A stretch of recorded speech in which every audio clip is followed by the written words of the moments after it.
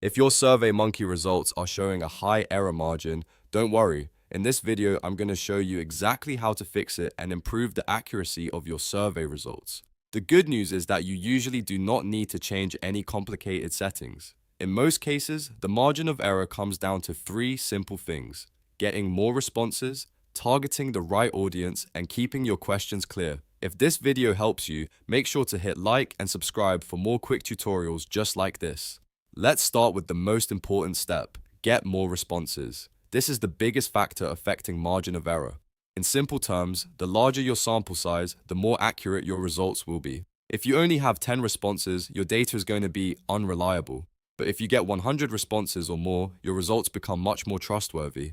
So if you want to reduce that SurveyMonkey error margin, your first goal should be to collect more answers. To do that, copy your survey link and share it everywhere your audience actually spends time. Send it in WhatsApp groups, email it to your contacts, and post it on social media. The more relevant people who respond, the better your data will be. A lot of people make the mistake of stopping too early, but even a small increase in responses can make a huge difference in accuracy. Now let's move on to step 2. Target the right audience. This is another major reason survey results can feel inaccurate.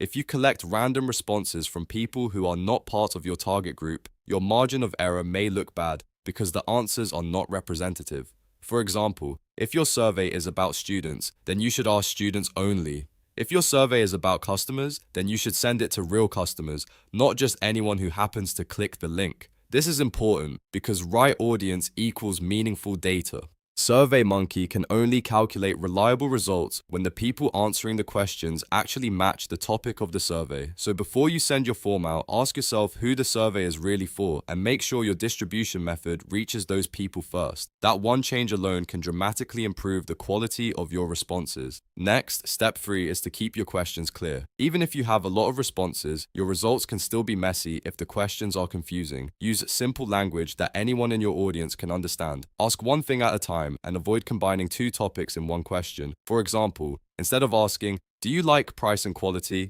break it into separate questions. That way, your respondents know exactly what they are answering. You should also avoid biased wording. If a question pushes people toward a certain answer, the data becomes less accurate. Clear questions lead to accurate answers, and accurate answers lead to a lower and more useful margin of error. So if you want your SurveyMonkey results to look better, always review your questions before publishing and make sure they are easy, direct, and fair.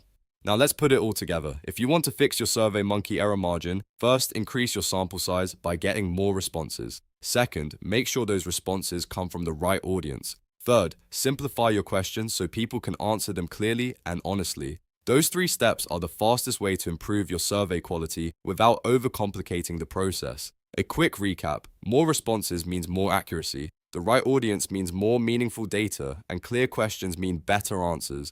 Focus on those 3 things and you'll see a big improvement in your survey results.